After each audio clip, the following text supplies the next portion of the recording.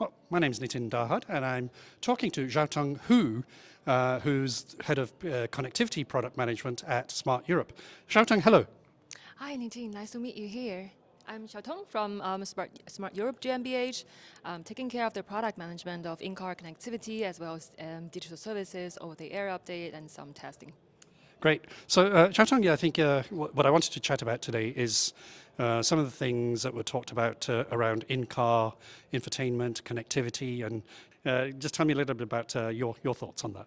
Yeah, so this idea actually came from that we really want to give the customer a very, very continuous and smooth customer journey. It's not only located and limited in the in-car digital cockpit, because that's just a small space. Even though we have the third-party apps, we have ecosystem, but we still want the customer to feel that they keep growing with us, and their car is not just a moving machine. Once you buy it, you drive it for the next of 10 years.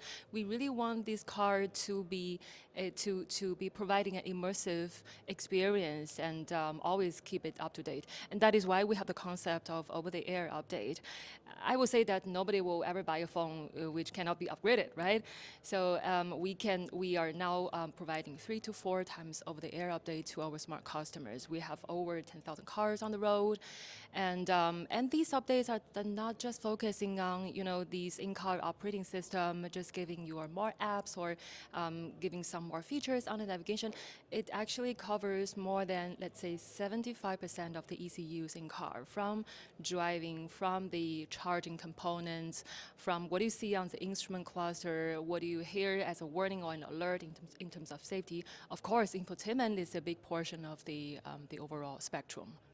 And obviously, with that kind of service, it relies on connectivity, and you're head of connectivity. What are the challenges that you face when you're sort of trying to develop the product and the services? Yeah, wow, challenges is everywhere. But I would say the biggest challenge is really grab what the customer really want. So from one side, we bring our insight, we bring our professional ideas in terms of what how could we shape the smooth customer journey from from pre-trip and until get into the car, prepare a trip, and then start the trip, how we optimize the trip, how we engage customer or give them more content during the trip, turn the car into a third space, as we started to talk about a few years ago. But that's just one part. The other part is we really listen to the customers. We grab their feedbacks from our, let's say, CEC, engagement customer center, customer engagement center, from the social medias or from the workshops that we hold with our pioneer customers, let's say. So we really value what they gave us.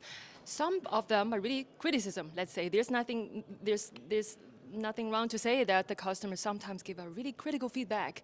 Like in the beginning of last year, we had very, let's say, sensitive alert of driver monitoring system, even though the concept was really in terms of the safety, because we monitor the eyeballs direction and we give warning to the customers, but it was a bit too sensitive at the beginning. And then we actually heard a lot from the customers. Some were really, let's say, critical feedbacks. Let's say it's quite annoying.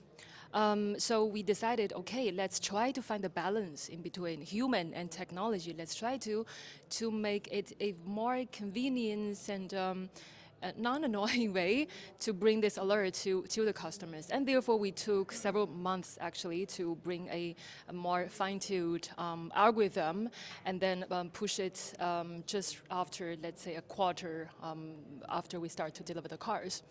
And we really received some positive feedbacks after the OTA update, saying that, hey, we felt that our voice was being heard, and you really can react as what we expected. That's really I would say it's pretty cool. And your job as head of connectivity, you're looking at the technology as well as the customer feedback. What are the things in the technology? Yes, on the panel you were on, the two key areas were security and data. Data safety, I guess. What are your thoughts on those two areas? Well, I'm the product manager, not yet to the head, but I would say that we really take measures to protect the customer data, and there's, let's say, very clear policy that we should follow, the GDPR or other data policies. And I would say that we work at it as a team. It's not only about how we design the product, but also we work with our, let's say, DPOs or CISOs in terms of cybersecurity, in terms of data privacy. So I would say it's always a result of team effort. Apart from what we provide to the customers, apart from the user journey design, there's always a gate that we will protect. And a lot of the people I spoke to at the conference basically were telling me, well, we're not quite there yet with software-defined vehicles. There's still a long way to go, and you can't just add features because you're talking about safety of the car. I think from what I'm hearing from you, from Smart, I think there's a different story. I think you're pretty well ahead. Is that right? Well, I would say, to be pragmatic, we're on the way.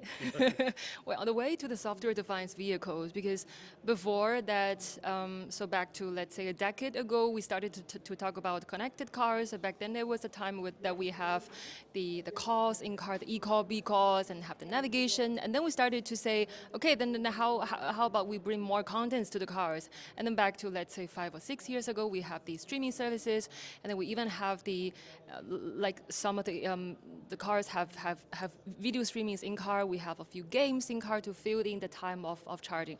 But now we start to think about, yes, we need to keep the car up to date.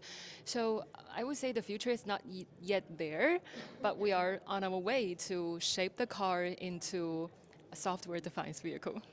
Well, that's very good. Now, I know there's probably things you can't say publicly, but what can we expect next from Smart? Well, let's keep in touch. What I can disclose is we are in preparation of the next OTA update quite soon. So a lot of new features could be expected, not only for the digital cockpit, but some drivability features. So yeah, keep an eye. Xiaotong, thank you very much. Thank you, Nitin.